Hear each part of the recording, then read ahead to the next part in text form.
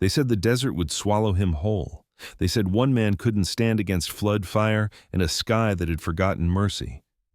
But when the water finally came, angrier than it had been in a generation, it didn't take his life. It followed his plan.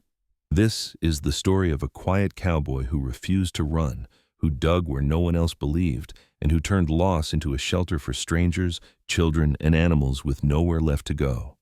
What happens next will make you believe in quiet miracles and second chances for the forgotten. Before we begin, tell me where you are watching from.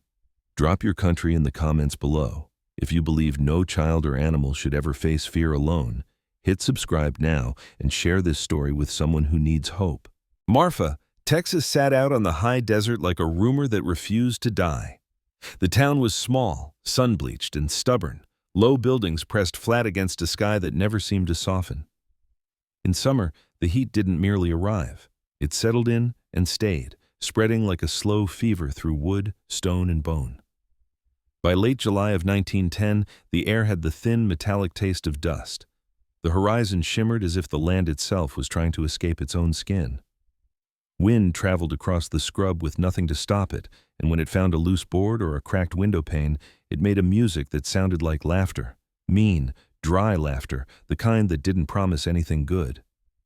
Outside town, where the last fences leaned at tired angles and the mesquite clung to life out of pure spite, a man named Elias Crowder still worked his small spread as if the world hadn't decided to quit on him. He was 33, built lean and hard from years of roping, lifting, digging, and enduring. His shoulders were narrow but strong. His hands were big and scarred, the knuckles ridged like old stone. He wore a battered hat that had once been black but had faded into a dusty charcoal, and his face carried the geometry of the country. Sharp cheekbones, a straight nose, a jaw that looked like it had been carved to say no before his mouth ever opened. A short, dark beard shaded his chin and upper lip, not neatly kept but not wild either, like he trimmed it when the mirror demanded it and ignored it otherwise. His eyes were pale, gray with a wash of blue, and they had the distant, watchful quality of a man who had learned that the land could turn treacherous without warning. People in Marfa had names for him, spoken with half a smile and half a shrug. Some called him the holdout, others called him the gravedigger because he'd been seen hauling tools and timber as if preparing for something nobody else could see. A few simply called him Crowder in a tone that suggested the name itself was an explanation. Elias didn't correct anyone. He didn't invite conversation, and he didn't chase it away. He moved through the world with the economy of a man who had once wasted words and paid for it. The only creature that truly belonged to him anymore was Jonah, an old mule with a deep brown coat gone ragged at the edges and a mane that had turned the color of ash. Jonah was big-boned and long-faced, with a scar splitting one ear like a torn flag. His eyes were dark and patient, the eyes of an animal that had learned what humans learned too late. That stubbornness was sometimes just another name for survival. He walked as if every step had to be negotiated with old aches, but he never refused a load. He stood close to Elias, not out of obedience but out of companionship, the way a lifelong friend might stand beside you without needing to ask why. On that particular morning, the sun came up cruel and clean. No clouds, no mercy. Elias woke, before the light fully took hold, because sleeping late in this kind of heat was like letting the fire get ahead of you. He drank water that tasted faintly of rust from a tin cup, pulled on his boots, and stepped outside into a world already warming. The ground was cracked in 1,000 thin lines, like a broken plate that had never been repaired. A handful of chickens picked weakly at dust near the shed. Even they seemed tired of their own hunger. He walked past the cabin, 2 rooms, a porch, and a roof patched so many times it looked quilted, and headed toward the dry creek bed that cut through the property like an old wound. The locals called it San Felipe Creek, though it hadn't earned the title in years. In better seasons, water ran there in spring, swift with snowmelt from the Davis Mountains, then thinned through summer. But the last 3 years had been a long, steady failing. The creek had become nothing but pale sand and scattered stones, baked white and hot, and the banks had collapsed in places like the land had simply given up holding itself together. Elias stood there for a moment, looking down into the empty channel, listening. Not for water, there wasn't any, but for the subtle language of the earth. Wind in the brush, the faint creak of a fence, somewhere far off, a coyote testing the morning. The world still made noise, but it was the noise of a place that was waiting to see if it would be allowed to live. He set his shovel into the sand and pushed down with his boot. The blade cut in with a soft scrape. He began to dig. If anyone had been watching, and some people often were when Elias did anything out of the ordinary, they might have assumed he'd finally lost the last of his sense. Men in the region had been digging wells deeper and deeper, chasing water the way a desperate gambler chased a debt. They drilled, they cursed, they bought equipment they couldn't afford, and sometimes they struck something that tasted like minerals and disappointment. Elias didn't dig deep straight down like a well man. He dug broad and careful, widening a hollow in the bed itself, working as though he meant to carve out a room where the creek used to run. He dug with a steady rhythm, not frantic, not hopeful, just deliberate. The shovel rose and fell. The sand lifted and slid away. Under the loose top layer, the soil became heavier, darker, packed tighter. Clay, a little, silt. Old river memory, buried and waiting. As he worked, he remembered another day, years back, when the creek was full and loud and alive. He remembered how it sounded after a storm, a rolling, hungry rush that could carry tree limbs like toys. He remembered the warning he'd ignored because the sky was blue that morning, too, and the creek had been nothing but a trickle, and his wife had laughed when he said they should wait. Her name had been Lillian. She was the kind of woman who looked like she belonged in any weather, medium height, sun-browned skin from working outdoors, dark hair usually pinned up in a loose twist that always let a few strands fall free around her face. She had a smile that came quickly, and a temper that came quicker when someone tried to tell her what she couldn't do. Her eyes were warm hazel, flecked with gold, and when she looked at Elias, it had always felt like being chosen on purpose. Their son Noah had been 5. Thin-limbed, restless, forever collecting rocks and feathers, as if the world might run out and he needed to save pieces of it. He had Elias's light eyes and Lillian's grin. That day, Noah had begged to cross the creek bed to chase a jackrabbit he'd spotted near the far bank. Lillian had taken his hand and started across, and Elias, busy with a gate that wouldn't shut right, had called out something careless like, "Be quick." The water came down from the mountains faster than thought, a sudden wall of brown, churning force that turned an empty channel into a mouth. Elias remembered the sound most, the deep roar, like the earth clearing its throat to say it was done being ignored. He remembered running.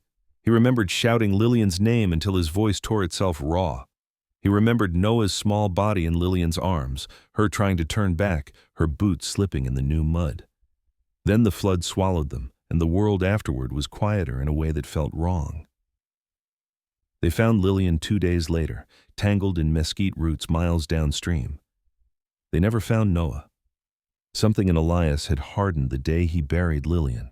Not into cruelty, he wasn't cruel, but into a kind of permanent vigilance.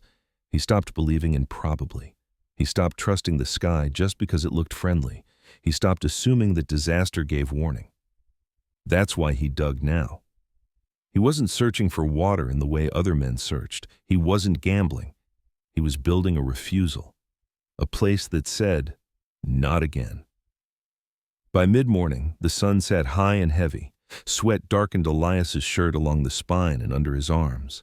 He paused only to drink, letting the water run down his throat like a thin promise. Jonah stood nearby in the scrap of shade offered by a cottonwood that had long since stopped producing anything but stubborn leaves. The mule's sides rose and fell slowly. When Elias bent again to his work, Jonah shifted closer, as if lending silent witness. A sound carried across the flats, hoofbeats, then the rattle of a wagon. Elias straightened, shading his eyes. A woman approached along the rutted track from town, driving a small buckboard that looked patched together from 3 other wagons in pure determination. She was alone, reins in one hand, the other resting near a sack beside her feet. She wasn't young, but she wasn't old either, late 30s maybe.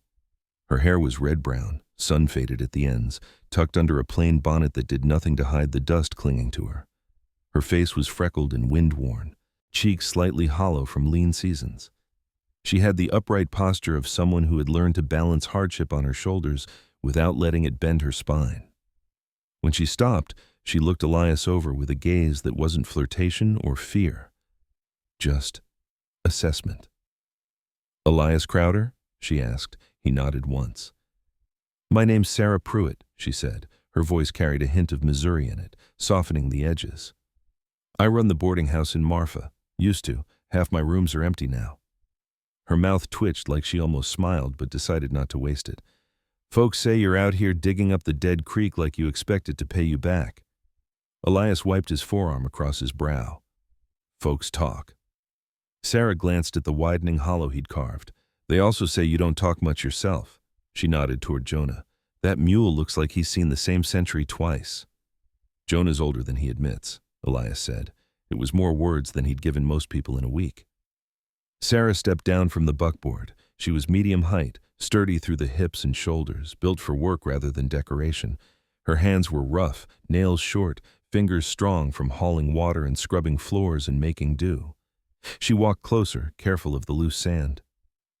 What are you really doing? She asked, quieter now, as if the question mattered. Elias looked past her, toward the distant line where the desert met the mountains. Heat shimmered there like a mirage. I'm staying, he said. Sarah waited.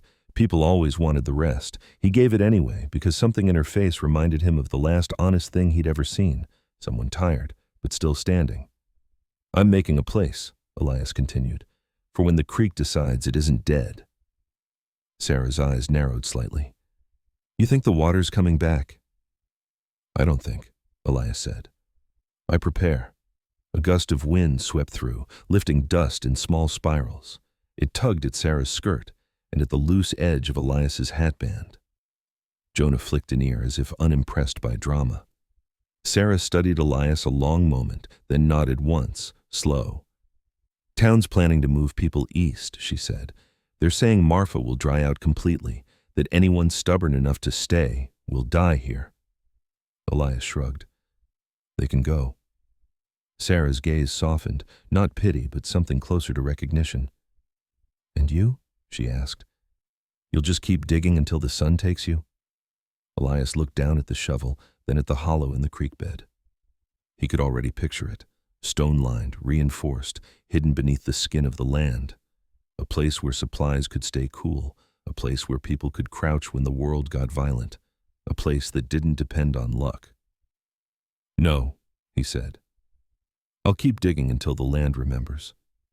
Sarah exhaled, almost a laugh. That's either the dumbest thing I've ever heard, she said, or the smartest. Then she reached into the buckboard and pulled out a canteen and a small sack. I brought you water, she added, holding it out, and some biscuits that didn't come out too proud, but they're honest. Consider it neighborly curiosity. Elias hesitated. Pride rose up out of old habits, but Jonah's steady presence beside him felt like a hand on his shoulder, reminding him that survival wasn't a solo sport, not forever. He took the canteen. Thank you, he said. Sarah climbed back onto her seat, gathered the reins, and looked at him one last time. Crowder, she called, if you're digging for the future, you might want to live long enough to see it. Elias watched her drive away, the wagon shrinking into heat haze, and for the first time in a long time, he felt something shift inside him. Not hope exactly, but the faintest loosening of the knot that grief had tied years ago. He turned back to the creek bed. The shovel waited. The sun burned. The desert held its breath. And Elias Crowder kept digging. The days after Sarah Pruitt's visit passed without ceremony, but they did not pass without consequence. Word traveled in Marfa the way dust did, slow at first, then everywhere at once. Elias Crowder didn't hear the words directly, but he felt them in the subtle changes around him. A wagon that slowed near his land before moving on. A rider who paused on a ridge longer than necessary, the way the air itself seemed to hold a question when he worked. The heat deepened. August pressed down harder, the sun flattening the land until shadows became thin and useless. Elias adjusted his routine, rising earlier, digging while the earth was still cool enough to accept the blade without complaint. The hollow in the creek bed widened and deepened, no longer a crude pit, but a deliberate shape.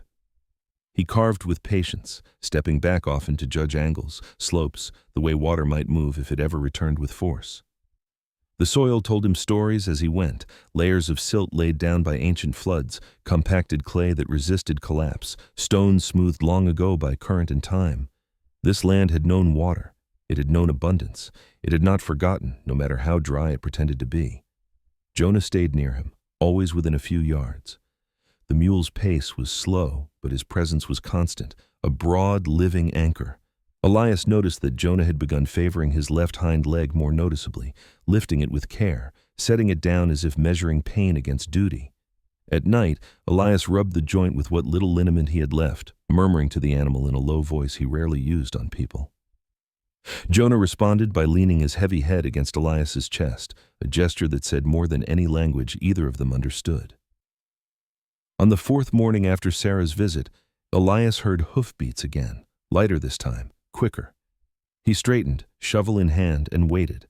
A young man rode into view, perched on a nervous bay horse with a white blaze down its face. The rider couldn't have been more than 20, his body all angles and unfinished strength. His hair was light brown, sun-bleached at the tips, curling under a sweat-darkened hat. He had a faint mustache that looked like it was still deciding whether to commit.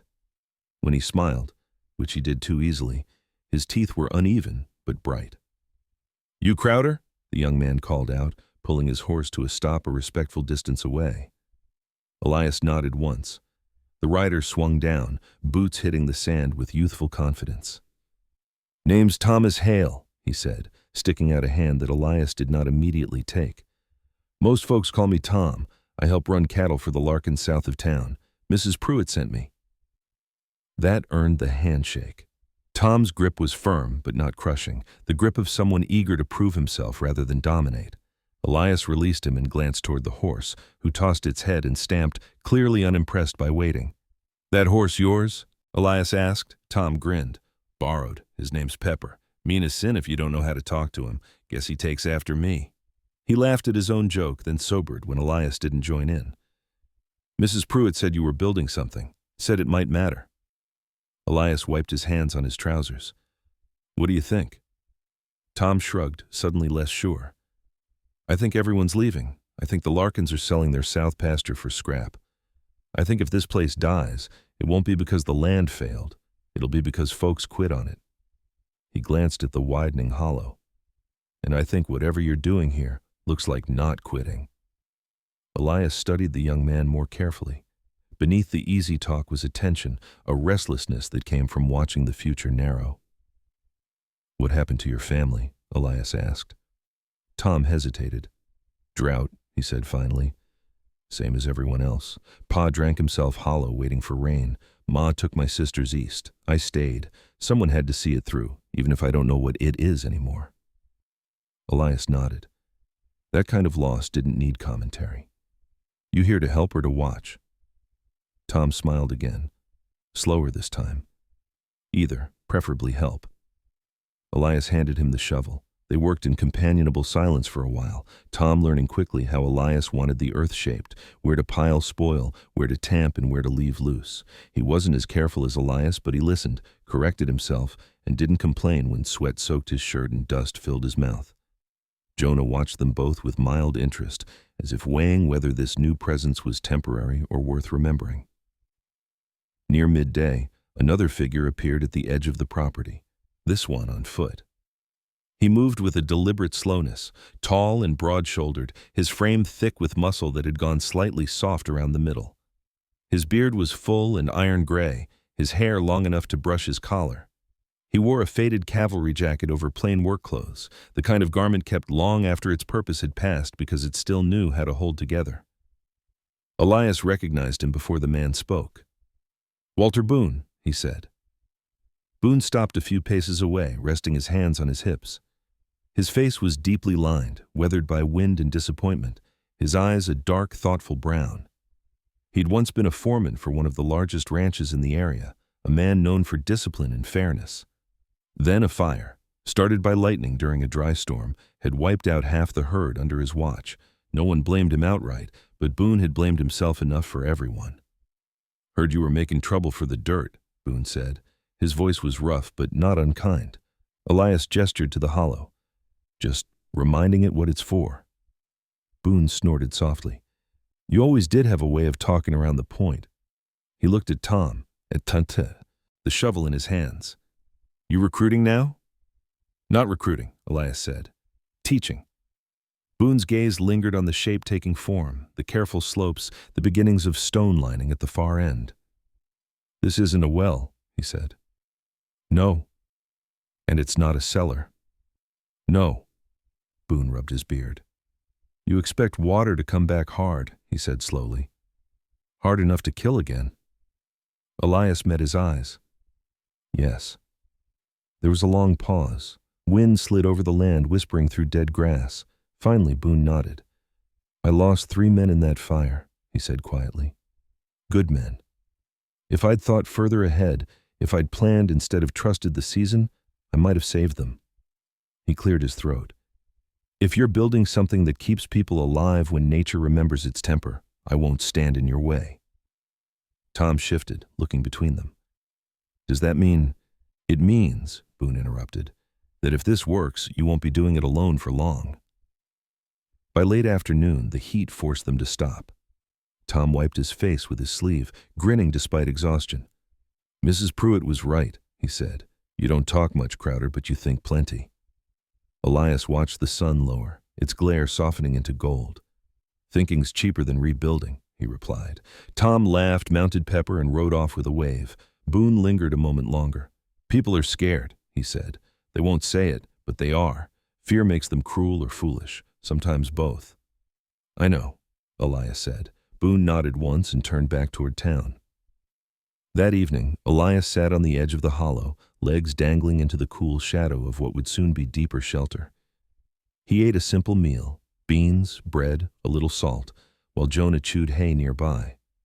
The air cooled, just enough to breathe easily. Above him, the sky burned red and purple, clouds finely gathering in thin, high streaks that promised nothing but hinted at possibility. Elias closed his eyes and imagined the creek roaring again, imagined walls holding, channels guiding water instead of fighting it.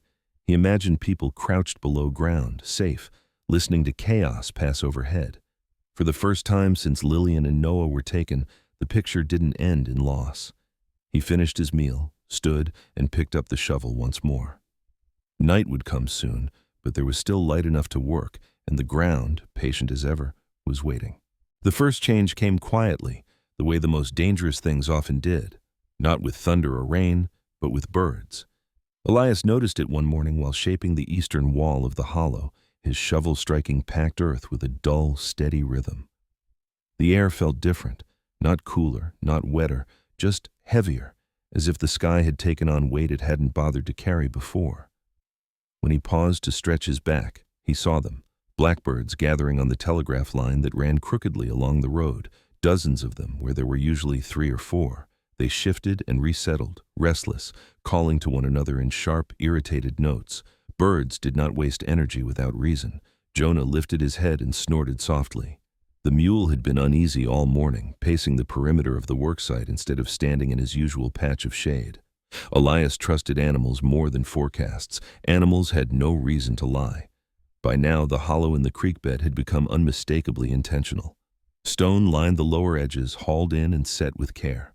The sloped channels Elias carved began to resemble veins, shallow at first, then deeper, all angled to guide water where he wanted it to go.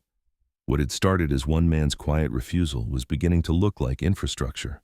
That alone was enough to unsettle people. Around midday, dust rose on the road again. This time it wasn't a single rider or a curious neighbor. It was a wagon with a team of 2 horses, chestnut and broad-backed, moving at an unhurried pace. The driver sat tall, reins loose in his hands, his posture confident in the way of men accustomed to being obeyed. Elias recognized him as soon as the wagon drew closer. Henry Larkin. Larkin owned more land than anyone else, still claiming ties to Marfa, though most of it had been leased, sold, or left to fend for itself. He was in his early 50s, tall and straight-backed despite his years, with a neatly trimmed beard the color of dried wheat and eyes that missed little. He dressed better than most, pressed shirt, clean boots, a hat that hadn't yet surrendered its shape to the sun. There was a hardness about him, sharpened by years of making decisions that benefited him first and everyone else second. The drought had not been kind to Larkin's holdings, and men like Larkin did not forgive circumstances they couldn't control. He pulled the wagon to a stop and climbed down, boots landing firmly on the packed dirt. "Crowder," he called, his voice measured. You've been busy. Elias leaned on his shovel. I stay busy. Larkin smiled, but it didn't reach his eyes. So I see. People are starting to ask questions. People always do. Yes, Larkin said, glancing at the hollow. But now they're asking them about me, about why I'm not doing what you're doing. That's inconvenient. Elias wiped sweat from his brow, careful not to rush. You didn't come out here for inconvenience. Larkin's gaze sharpened. No, I came because you're altering the creek bed. I'm improving it. You don't own the waterway. I don't own the rain either, Elias said evenly. But I plan for it. That drew a short laugh. Planning's a luxury when you've got capital, Larkin said. Which you don't. He stepped closer, boots crunching on gravel. I'm offering to buy this land. Fair price considering the circumstances. Elias shook his head once. Not for sale. Larkin's jaw tightened. Everyone has a number. Not everyone, Elias replied. The two men stood there, heat pressing down between them like a third presence. Finally, Larkin exhaled through his nose. You dig channels that guide floodwater, he said. You reinforce banks. You change how water behaves when it comes back. That affects downstream properties, including mine. That water's going to come whether you like it or not, Elias said. I'm making sure it doesn't kill people when it does. Larkin studied him a long moment, then nodded. You've always had a talent for making other people's problems sound like moral failings. He turned back toward his wagon. Just remember, when men start listening to you, they stop listening to others. That has consequences. He drove off without another word, the wagon's wheels leaving shallow tracks that the wind would erase by evening. Elias watched until the dust settled. He had known a moment like this would come. Preparation invited attention. Attention invited resistance. That afternoon, Tom Hale returned, leading Pepper rather than riding him. The horse's usual nervous energy had dulled. His ears flicked constantly, and he snorted at nothing. Tom's shirt clung to him with sweat, his youthful confidence muted. Storm signs, Tom said by way of greeting. Larkin's south pasture. Cows won't settle. Birds flying low. My knees ache, and I'm too young for that. He hesitated, then added, Henry Larkin came by town asking questions. People are nervous. So am I, Elias said. That's why I'm working. Tom set down a bundle of rope and a crate of tools. Brought these. Figured you'd need them sooner than later. They worked until the light thinned and the shadows stretched long. Elias showed Tom how to reinforce a retaining wall using alternating stone and packed clay, how to leave narrow gaps that would relieve pressure instead of letting it build. Tom listened, his earlier chatter replaced by focus.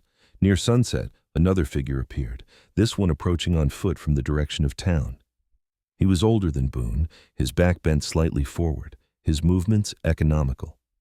His beard was white and long, braided neatly at the end, and his skin was deeply lined, the color of old leather. He wore a faded coat that had once been military issue and carried a walking stick polished smooth by use.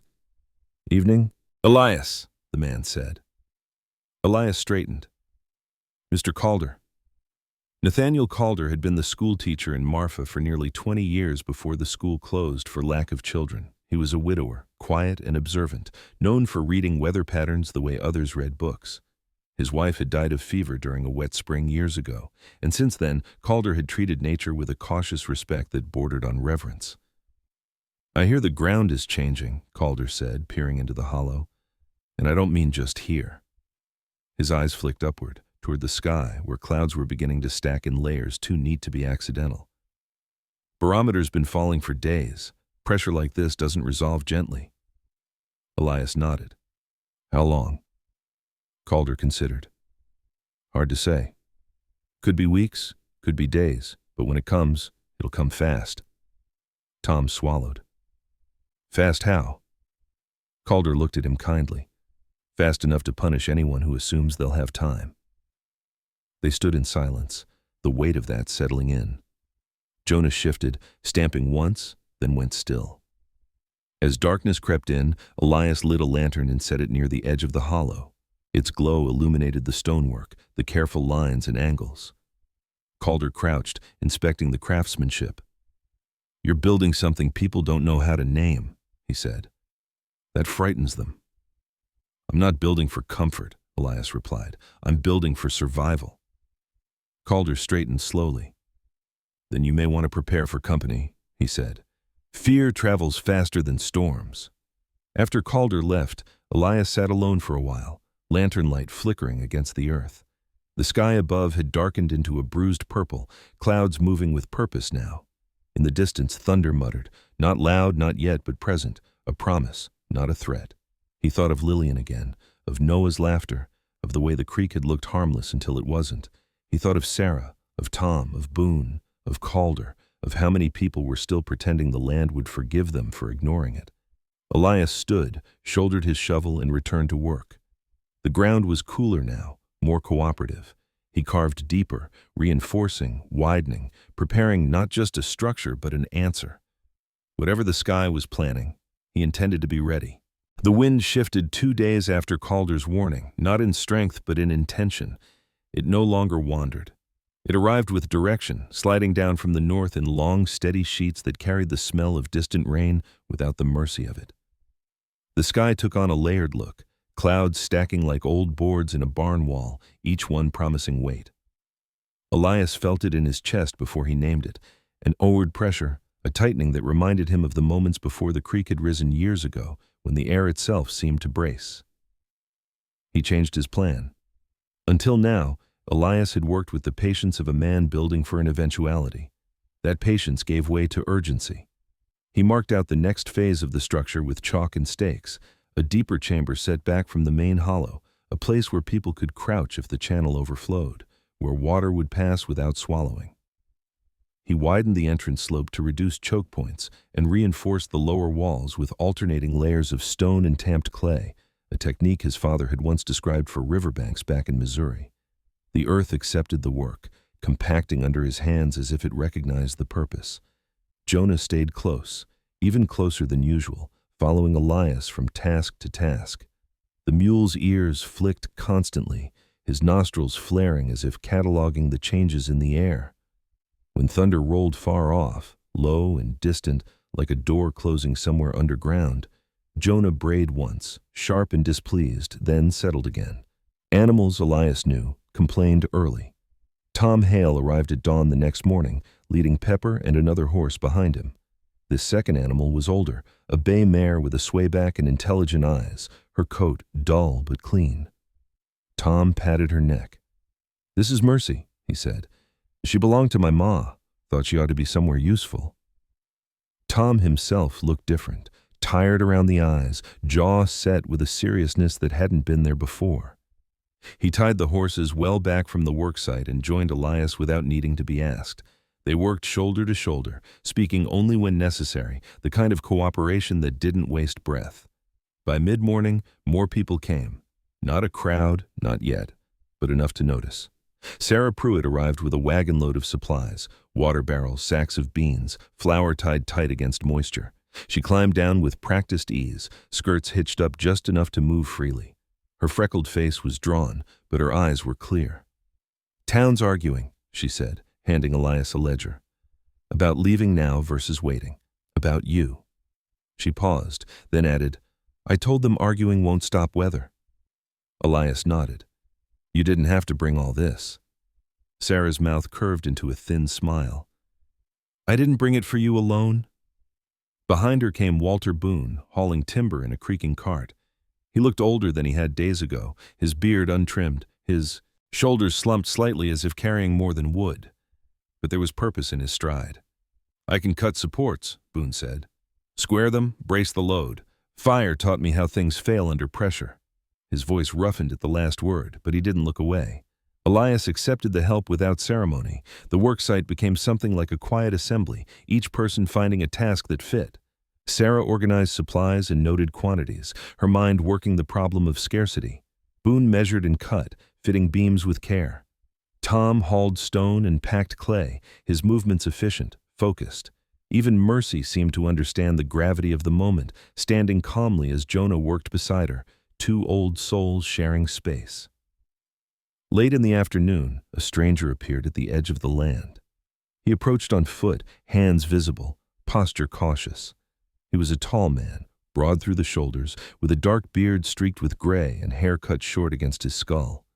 His clothes were worn but clean, and his boots were scarred in the way of someone who walked long distances by choice.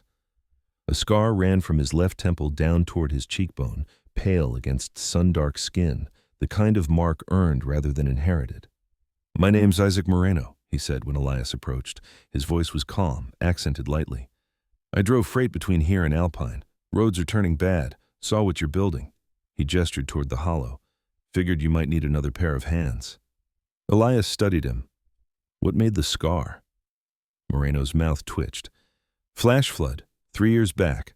Lost my wagon, kept my head. Learned to respect low ground." He met Elias's gaze steadily. "I don't scare easy, but I don't ignore signs either." Elias nodded once. "Pick a shovel." By evening, the sky darkened into a solid mass. Thunder grew closer, no longer distant conversation, but a presence that rolled across the plains with authority. The first drops came heavy and spaced, striking dust and stone with sharp, darkening spots. The smell of wet earth rose immediately, rich and unsettling, a scent that promised both relief and danger. "Time," Calder said, appearing at the edge of the group as if summoned by the sound. He carried his walking stick, his coat buttoned against a chill that had arrived suddenly. "Not much of it." They moved quickly now, not frantic, but precise. Elias directed final reinforcements, checking joints, testing angles. Boone set the last support beam into place, his hands steady despite the thunder cracking overhead. Sarah sealed supply containers and moved them into the deeper chamber. Tom led the horses to higher ground, tying them where runoff wouldn't trap them. Moreno helped Elias set a temporary barrier across the main channel, slats designed to slow debris without stopping water completely. Rain fell harder, turning from drops into sheets. The dry creek bed darkened, water threading through the sand at first, then pooling, then moving. It was not yet dangerous, but Elias watched it with an intensity that bordered on reverence. This was the moment his work had anticipated. A shout carried from the road. A family approached in a wagon pulled too fast, wheels skidding in the mud that had formed almost instantly. The driver was a man in his 40s, broad-faced and red with panic, his beard soaked and clinging to his jaw. Beside him sat a woman clutching a bundled infant, her dark hair plastered to her cheeks, eyes wide and fixed on the rising water. "Please," the man called. "The low bridge is gone." Elias waved them forward without hesitation. "Bring the wagon to the slope. Leave it. Come inside." They stumbled out, boots sinking, and followed him down into the hollow as rain intensified. The woman's hands shook as she held the child close, murmuring in Spanish. Moreno stepped in beside her, guiding her gently, his presence steady. Thunder exploded overhead, closer than before.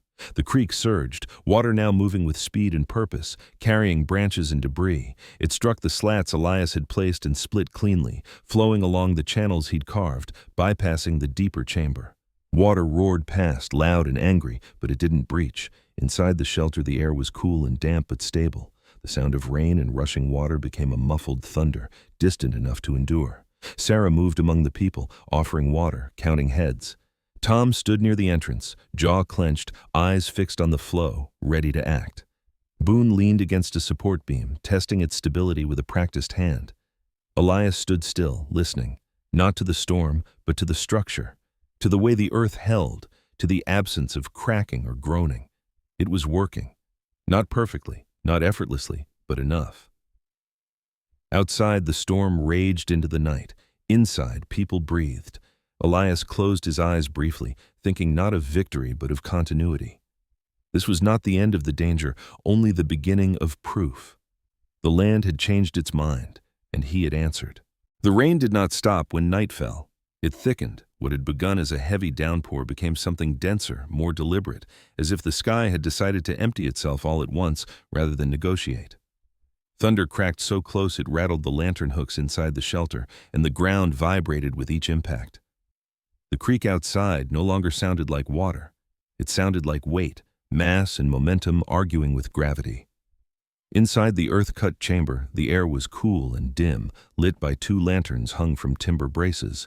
Shadows moved along the packed clay walls as people shifted and whispered. The small family Elias had brought in huddled near the rear, the woman rocking the infant in slow, rhythmic motions, her murmurs steady despite the fear in her eyes. The man, her husband, sat rigid beside her, dark beard dripping, hands clenched so tightly his knuckles had gone pale.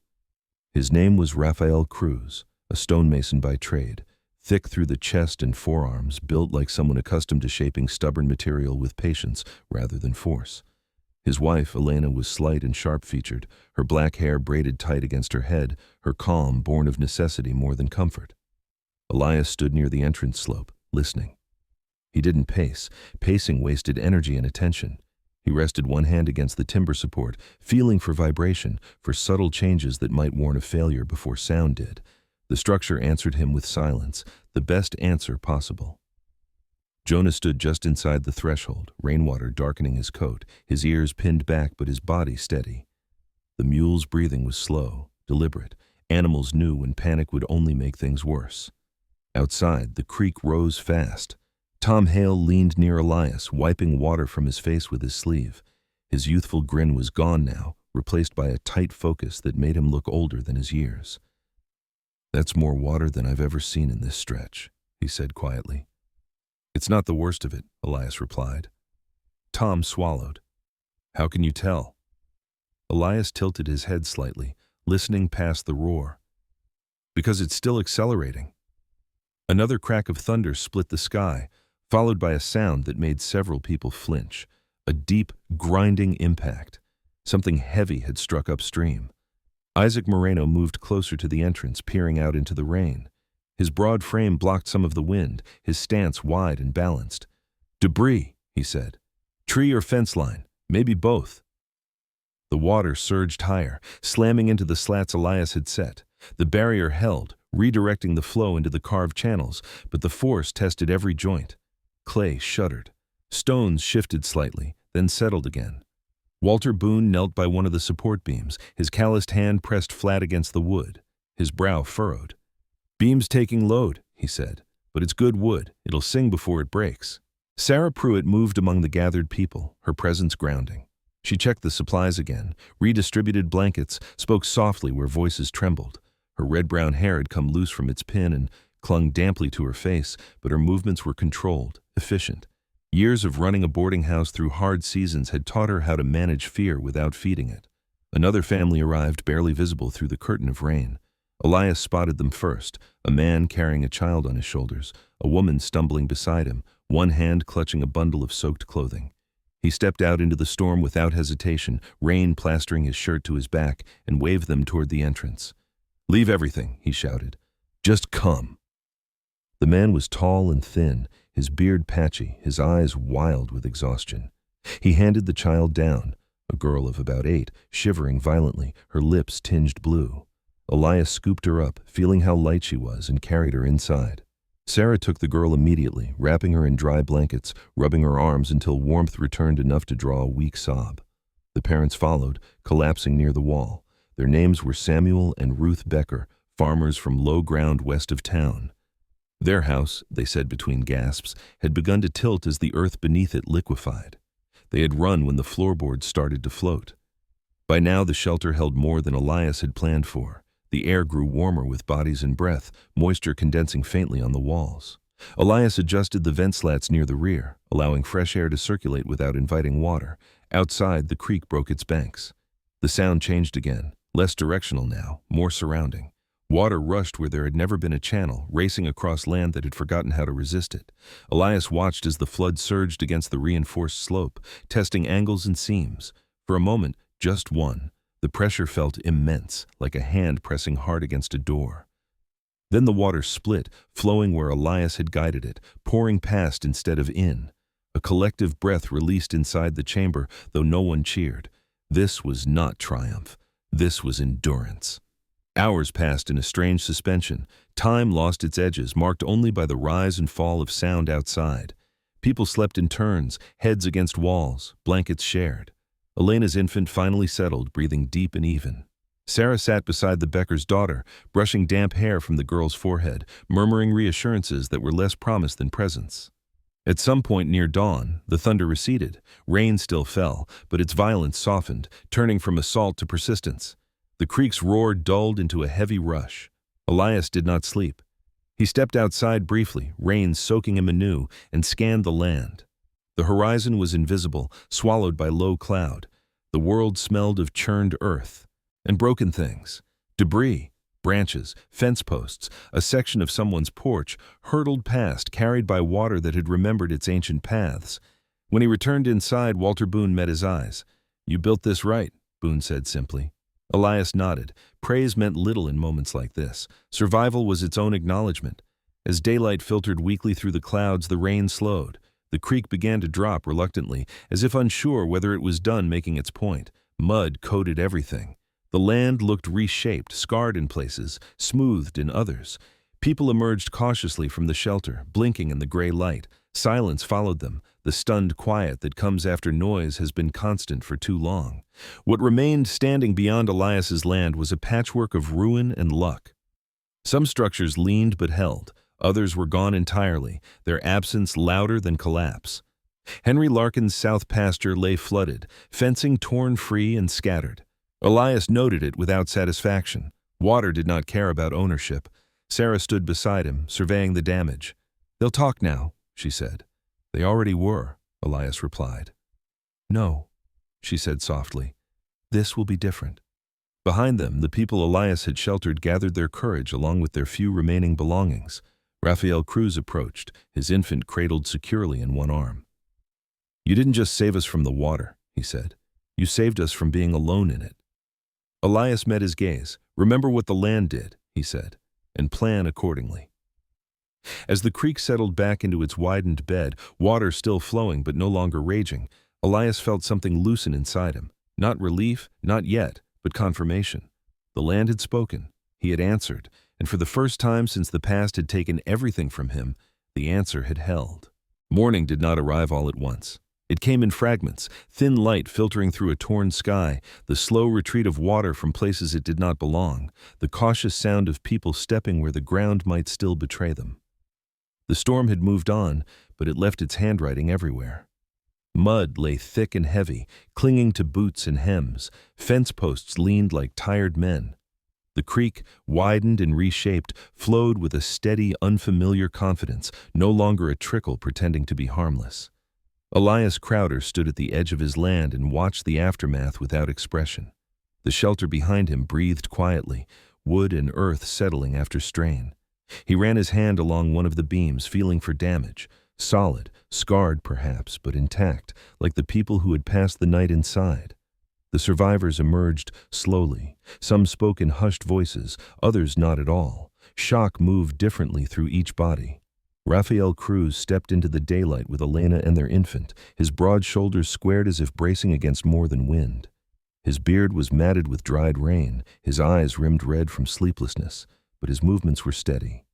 He surveyed the land with the careful gaze of a man who worked stone for a living, already assessing what could be rebuilt from what remained. Samuel Becker followed, his posture slumped, hat crushed in his hands. He looked older than he had the night before, his thin face drawn tight with the arithmetic of loss. Ruth stood beside him, silent, her arm wrapped protectively around their daughter, who clutched a blanket and stared at the altered world with the solemn curiosity of a child who had learned something fundamental too early. Sarah Pruitt moved among them, checking on injuries, asking quiet questions. She had changed into dry clothes sometime before dawn, but her hair still bore the mark of the storm, curling wildly around her face. There was resolve in her posture now, something sharpened by witnessing preparation succeed where hope alone would have failed. Tom Hale returned from higher ground leading Pepper and Mercy, both horses splashed with mud but unharmed. Tom himself looked exhausted, his youthful features drawn tight, but there was a steadiness in him that hadn't existed days ago. He tied the reins and leaned against the fence, staring at the creek. "It's still moving," he said, "after all that." Elias nodded. It found its way. They walked together along the new channel. Water slid past stones Elias had set, not angrily now but insistently, carrying silt and branches toward places downstream that would have to learn the same lessons. The land looked different, reshaped into something more honest. Near mid-morning, a rider approached from town. He came fast, pushing his horse despite the mud. The man was stocky and thick-necked, with a square face framed by a dark beard trimmed short. His hat sat low, brim stiff with rain. When he dismounted, he did so with the clipped efficiency of someone accustomed to authority. Elias Crowder, he said. Name's Deputy Frank Mullins. Mullins was new to the badge, appointed less than a year ago after the previous sheriff had moved his family east. He had been a railroad man once, and it showed in the way he stood, straight-backed, practical, not given to ceremony. The storm had left a streak of dried mud across one cheek, which he hadn't bothered to wipe away. Town's in trouble, Mullins continued. Low houses flooded. Store lost half its stock. We've got folks missing, and folks asking why some places stood while others didn't. His eyes flicked toward the shelter entrance. They're asking about you. Elias waited. Mullins cleared his throat. County's going to take notice. There'll be talk about liability, about altering waterways. Rafael Cruz stepped forward before Elias could speak. If not for this man, he said, his voice low but firm, my family would be dead. You want to talk about liability, start with that. Mullins studied him, then the others. He exhaled slowly. I'm not here to shut anything down, he said. I'm here to understand what happened. Elias met his gaze. The creek did what it's always done when the rain comes hard enough. I just gave it somewhere to go that didn't involve tearing people apart. Mullins nodded, absorbing that. Town meeting tonight, he said. You should be there. I don't do meetings, Elias replied. Mullins' mouth twitched. Tonight you might want to. As the deputy rode off, the day continued its slow reveal of damage and survival. People gathered what could be salvaged. Boards were pulled from mud. Livestock was counted, the missing noted with quiet grief. Sarah organized a temporary kitchen near the shelter, boiling water, rationing food. No one questioned her authority. Hard times had a way of clarifying who could be trusted. Near noon, an old man approached on foot, leaning heavily on a cane. He was thin and stooped, his hair a wispy white cloud around a deeply lined face. His eyes, though, were sharp and bright. He wore a patched coat that had once been fine and boots repaired more times than most people bothered to count. Name's Horace Bell, he said to Elias. Been digging wells in this county longer than most folks have been alive. He gestured toward the creek. Never seen anyone work water sideways before. Elias inclined his head slightly. Sometimes sideways is safer than straight down. Bell chuckled. You might be right. Lost 2 sons to a cave-in 20 years back. Both good men, both too eager to go deeper when the walls weren't ready. His smile faded. What you built here. This was thinking ahead. Elias said nothing, but the words settled. By late afternoon, wagons began arriving. Not refugees this time, but townspeople, storekeepers, ranch hands, families who had lost less but seen enough. They came to look, to ask, to stand at the edge of the shelter and imagine themselves inside it. Henry Larkin arrived as well, his boots caked with mud, his pressed shirt ruined. His eyes traveled the creek bed, the intact structures, the people gathered. This land diverted water away from mine, he said flatly. It also kept it from tearing through town, Sarah replied before Elias could answer. Larkin's jaw tightened. He looked at Elias, really looked this time, not as a nuisance, not as a moral problem, but as a factor that could no longer be ignored. You're changing how people think, he said. That's dangerous. So is pretending nothing will ever change, Elias answered. The town meeting that night was held in the half-damaged schoolhouse. Lanterns hung where windows had blown out. People packed the benches, mud-streaked and weary. Elias stood near the back, Jonah tied outside, waiting. Voices rose. Fear mixed with anger, with gratitude, with uncertainty. Some demanded accountability. Others demanded replication. Calder spoke quietly about weather patterns, about cycles longer than memory. Horace Bell spoke of wells that failed because they were dug without patience. Rafael Cruz spoke of stone and pressure and respect for force. Finally, Sarah stood, her voice carried without strain. We can argue about who owns the land, she said. Or we can talk about how many of us are still breathing because someone chose to prepare instead of leave. Silence followed. All eyes turned to Elias. He did not step forward immediately. When he did, he spoke plainly. I don't have answers for everything. I have experience. I have loss. I built what I built because I didn't want to watch people die the way my family did. He paused. This wasn't luck. It was work. Anyone willing to learn can do the same. The room shifted. Not applause, something heavier. Acceptance. When the meeting ended, people lingered. Plans were sketched, questions asked. The idea of leaving Marfa quietly began to die. Later, alone again at the creek, Elias sat on a stone and watched the water move. The land was still raw, still dangerous, but it was honest now. He thought of Lillian and Noah, of the night the creek had stolen everything. He thought of the shelter, of people breathing in its quiet. He did not believe in redemption, but he believed in continuity, in doing better with what remained. The creek flowed on, carrying memory with it, and Elias Crowder stayed. Change did not arrive with ceremony. It crept in through routine, through the small decisions people made when fear no longer shouted but lingered like a bruise. In the days after the town meeting, Marfa did not suddenly become hopeful. It became practical. That, Elias Crowder knew, was far rarer and far more dangerous to ignore. The creek settled into its widened course, no longer wild but no longer timid either. Water continued to run, slower now, clear enough in places to show the stones Elias and others had set by hand.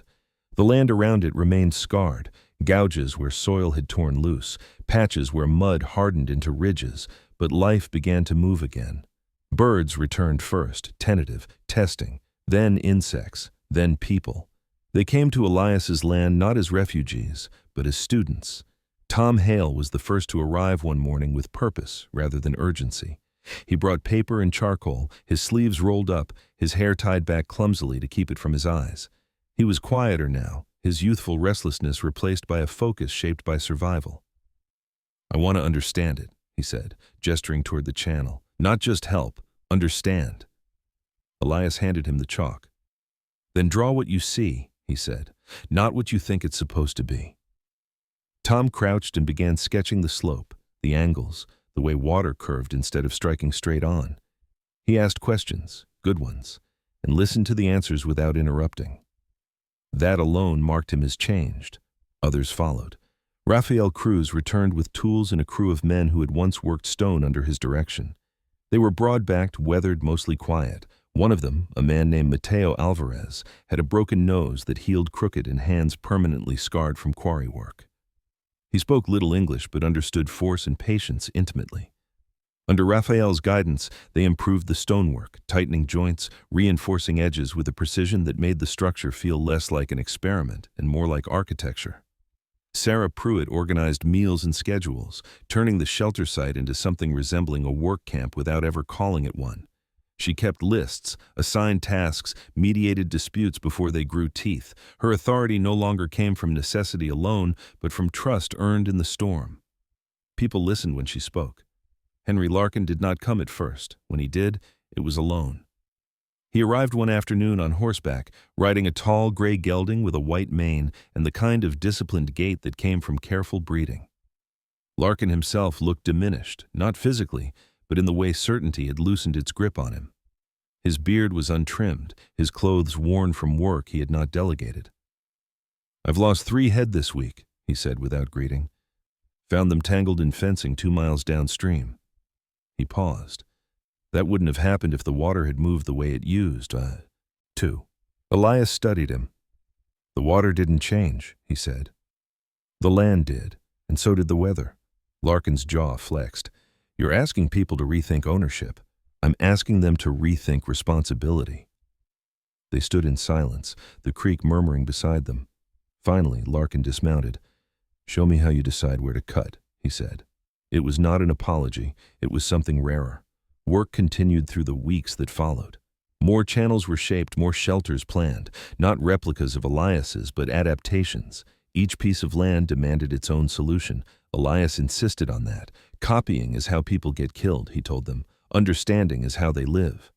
Nathaniel Calder visited often, his cane tapping thoughtfully as he observed progress. He spoke with Elias about rainfall cycles, about years that came in pairs, drought followed by deluge. His wife's death had taught him that water could be as lethal as fire when underestimated. "The sky doesn't repeat itself," he said once, "but it does rhyme." Deputy Mullins returned as well, no longer in an official capacity. He brought maps and questions, his railroad pragmatism translating well to infrastructure. He listened more than he spoke, a habit forged by years of watching men make mistakes because no one had challenged them. One morning, a boy appeared at the edge of the worksite, no more than 10 years old, thin as a fence post, barefoot and wary. He had dark hair cut unevenly and eyes too old for his face. He hovered, watching Jonah with fascination. "That your mule?" the boy asked finally. Jonah flicked an ear. Elias approached slowly. "His name's Jonah," he said. "What's yours?" "Caleb," the boy replied. "My pa drowned last year. Mama says water's a thief." Elias nodded. "Sometimes." Caleb stepped closer, reaching out to touch Jonah's neck. The mule stood patiently, lowering his head as if he understood. From that day on, Caleb came often, helping where he could, learning without being taught. Loss recognized loss. As summer bent toward autumn, the shelter system grew into something no one would have predicted months earlier. It was not a fortress. It was a network, places to retreat, to wait, to survive. The idea spread beyond Marfa, carried by freight drivers like Moreno and whispered through ranch hands and merchants. Elias refused to travel to demonstrate. "If they want it," he said, "they'll come." And they did. One evening, as the sun bled red into the desert, Elias sat alone by the creek, Jonah grazing nearby. The worksite was quiet for once, tools laid to rest. He watched water move around stone, obedient not because it was controlled, but because it was respected. Sarah joined him, lowering herself onto a rock with a tired sigh. "You've changed the town," she said. Elias shook his head. "The storm did that." She smiled faintly. "You gave us somewhere to stand when it happened." They sat in silence, companionable and unforced. The past no longer pressed so hard against Elias's chest. It was still there, Lillian's laugh, Noah's small hand in his, but it no longer demanded payment for every breath. When the wind moved through the grass, it sounded different now. Not laughter, something steadier. The shape of endurance, Elias thought, was not defiance. It was preparation, shared, and Marfa, for the first time in years, stayed. Autumn arrived without apology. The heat loosened its grip gradually, retreating in slow stages that allowed the land to breathe again. Nights cooled first, then mornings, until the sun no longer rose like a threat, but like a witness. The creek held its line, water slipping over stone with a sound that had become familiar, almost companionable. What had once been an absence was now a presence. Measured, dependable, earned. Marfa did not rebuild itself into something new. It became more fully what it had always been meant to be. The shelters multiplied, not as copies of Elias Crowder's work, but as conversations with it. Each landowner adapted the principles to their own ground. Some built low, stone-lined refuges near arroyos. Others carved storage chambers into hillsides. Rafael Cruz oversaw several of them, his thick arm steady, his eye for pressure and balance unmatched. His beard had grown fuller, streaked now with silver, and when he spoke, men listened, not because he raised his voice, but because he did not waste it. Tom Hale emerged as something like a bridge between generations. He kept notebooks filled with diagrams and observations, his once uneven handwriting tightening into clarity. He wrote out to neighboring spreads, explaining angles and flow, always careful to say, "This is how it worked here," instead of promising certainty. The boy who had once chased purpose now carried it with restraint. Sarah Pruitt reopened her boarding house in stages. She rebuilt the kitchen first, then 3 rooms, then the common space where people gathered to talk rather than hide. Her hair showed more gray than before, and she no longer bothered pinning it tight. Laughter returned to her tables. Tentative at first, then real. She kept a ledger, not just of expenses but of names. Who needed help, who could offer it, who had learned what. Henry Larkin changed as well, though not into something softer. He became precise. He adjusted his fencing, redirected runoff, seeded ground where water demanded it. He never apologized, but he stopped arguing with the land. When he spoke to Elias now, it was with an edge of respect that had been sharpened by loss and understanding. One late afternoon, as the sun dipped low and the desert turned copper and gold, a stranger arrived on a small, tired horse. The man dismounted carefully, favoring one leg. He was in his late 30s, lean and wind-scoured, with a thick black beard shot through with early gray. His eyes were dark and cautious, the eyes of someone who had learned to expect disappointment. A weathered dog followed him, a medium-sized shepherd mix, muzzle graying, one ear permanently bent. The dog's name, the man explained later, was Ash, earned the hard way. I heard there was a place, the man said, hat in hand, where people didn't run when the weather turned. His name was Daniel Pike. He had lost his ranch east of Alpine to fire the year before, lost his brother in the same week, when a wall collapsed during a frantic attempt to save livestock. The fire had taught him what the flood had taught Elias, that speed without preparation was another kind of death. Elias listened, then nodded. "You're late," he said, "but not too late." Daniel stayed. Winter came, but it came differently this time. There were storms, yes, cold rain, hard wind, even a brief freeze that turned puddles to glass, but nothing took the town by surprise. People moved when they needed to move, sheltered when they needed to shelter, and waited when waiting was the wiser choice. The shelters were used more than once, not always for disaster, but for rest, for storage, for the simple comfort of knowing there was somewhere to go. On the longest night of the year, Sarah hosted a meal in the boarding house. Lanterns glowed, tables were crowded, and food, simple, hearty enough, was shared without ceremony. Elias sat near the back, Jonah lying at his feet, the mule older now, his coat lighter, his steps slower. Caleb sat cross-legged nearby, carving a small wooden bird with careful attention, his brow furrowed in concentration. He had grown taller, sturdier, his silence no longer heavy. At some point, someone raised a glass. Not to survival, not to victory, but to staying. Elias did not speak. He didn't need to. He watched faces warmed by light and effort, listened to the sound of people who had learned something together. Later that night, he walked alone to the creek. The stars were sharp and bright, the sky vast and indifferent in the way it had always been. He knelt and let his hand trail through the cold water, feeling its steady movement. He thought of Lillian and Noah, not with the ache that once hollowed him out, but with a quiet, enduring presence. They were part of this place now, not buried by it, but carried forward. Jonah shifted beside him, leaning his great head against Elias's shoulder. Elias rested his forehead briefly against the mule's neck, breathing in the familiar scent of dust and hay and animal warmth. "I stayed," he murmured, not as a boast, but as a fact. The creek flowed on, shaped but not broken, and the town behind him slept, not in ignorance but in readiness. That was enough. In the end, Elias never claimed to perform a miracle. But perhaps miracles were never meant to arrive with thunder. Perhaps they come quietly, through preparation instead of panic, through kindness instead of noise, through one person choosing to stay when the world tells them to run. The Bible tells us that God is often found not in the wind, not in the fire, not in the earthquake, but in a still, small voice. And sometimes that voice sounds like wisdom. Sometimes it looks like a man digging, not for gold, but for a future. In our own lives, we may not face floods or deserts, but we all face storms.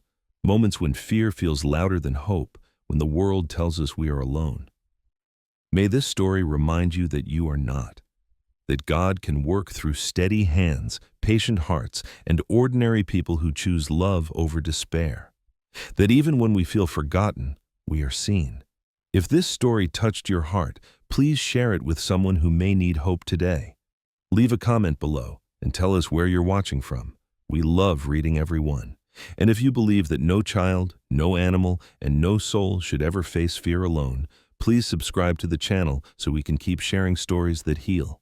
May God bless you, protect you, and bring peace to your home.